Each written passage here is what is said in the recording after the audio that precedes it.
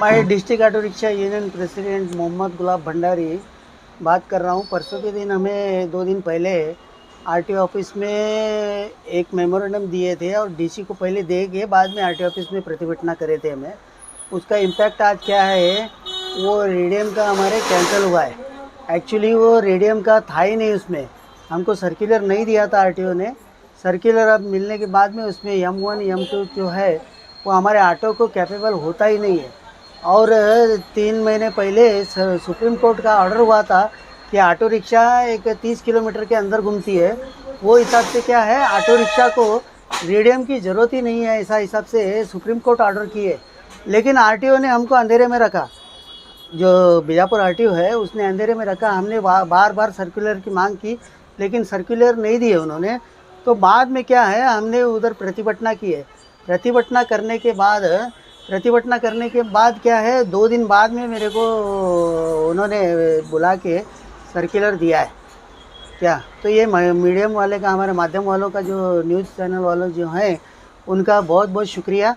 उनकी मेहनत और हमें जो किए प्रतिभटना, उसका फल जो है आज हमको मिला है। ऑटो वालों को खुशखबरी है कि कल से ऑटो रिक्शा के लिए रेडियम जो है लगाने की ज़रूरत नहीं है। जो पहले जैसा चल रहा था आरटीओ ऑफिस में पासिंग के लिए, उस तरीके से ऑटो जो है आरटीओ पासिंग करके देगा।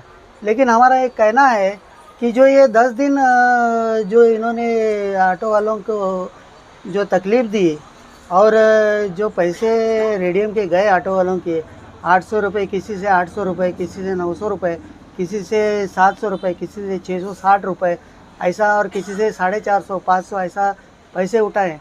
इसके ज़िम्मेदार कौन सा? आप कैपेबल पोस्ट पे बैठे सो वाला, वो सब देख के दिखाते हुए ये सब जो है ऑर्डर करना चाहिए। अपने कलीग लोगों को ऑर्डर जो करना चाहिए।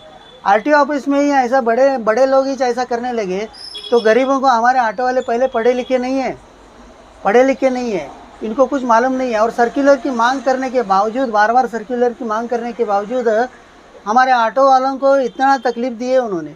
अभी इसके बारे में क्या है, प्रशासन जो है या फिर हमारी सरकार जो है, इसके बारे में कुछ एक्शन लेना करके मेरी डिमांड है सर।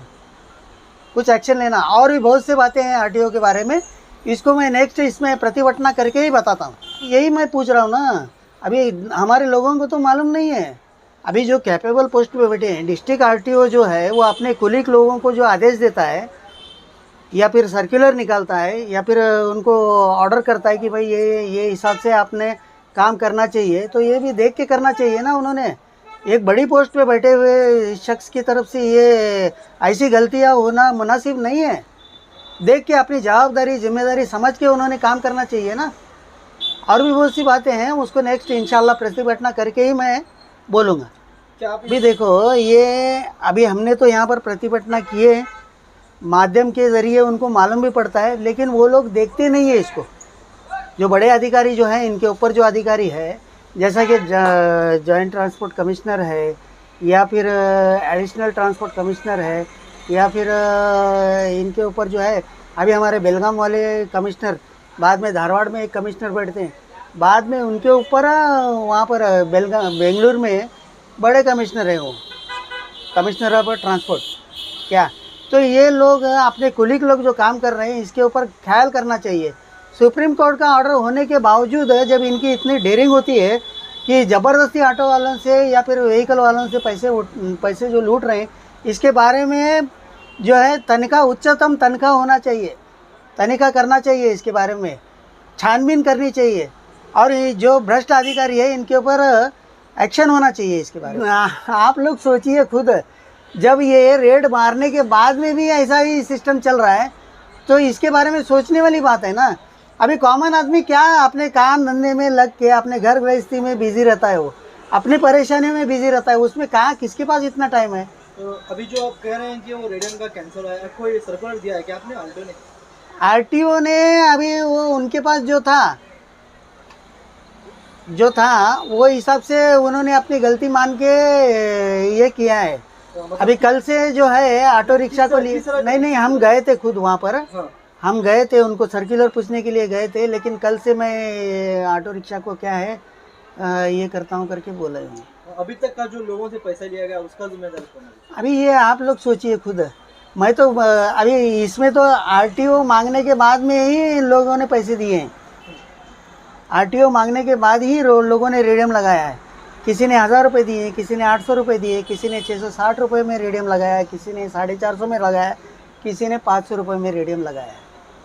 क्या अभी ये 5-6 दिनों में जो भी हुआ है उसके जिम्मेदार तो खुद यही लोग हैं ना। अभी कोई खुद होके तो कौन जाता नहीं है।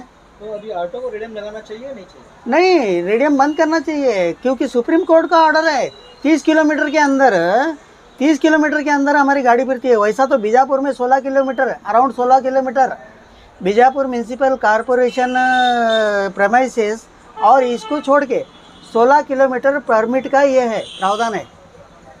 परमिट जो कहता है, परमिट का रूल जो कहता है वो 16 किलोमीटर है। अभी भी इन्होंने ये चेंज नहीं किया है, फेयर का चेंज नहीं किया है। अभी भी 25 रुपये लगा रहे हैं। अभी कितना हो गया है देखो, ये 20-22 साल से ऐसे ही चल रहा है। तो अभी आप क्या बीजापुर के जो जितने भी ऑटो वाले उनसे क्या आप अपील करते हैं, क्या कहते हैं जी? मैं बीजापुर के ऑटो वालों से अपील करता हूँ कि वो लोग अभी ऑटो रिक्शा को रेडियम मत लगाए। जो पहले से जैसा चल रहा था 120 रुपये का जो रेडियम लग रहा था ऑटो को, उसके ऊपर ही संतुष्ट हो जाए। क्या अभी ये जो ज़्यादा पैसे जो ले रहे थे, कल से मैं बंद करता हूँ करके आरटीओ ने वादा किया है। अगर ऐसा नहीं हुआ तो फिर वो पूछे सर्टिफिकेट लगाओ, तो आप क्या नहीं तो अभी इनका तो क्रिमिनल अफेंस होता है ना, डायरेक्ट लोगों को लूटने का काम कर रहे हैं ना। फिर अभी अगर फिर से चालू कर रहे हैं तो लूटने का काम कर रहे हैं ये लोग। तो अभी आप कह रहे हैं सुप्रीम कोर्ट का आदेश क्या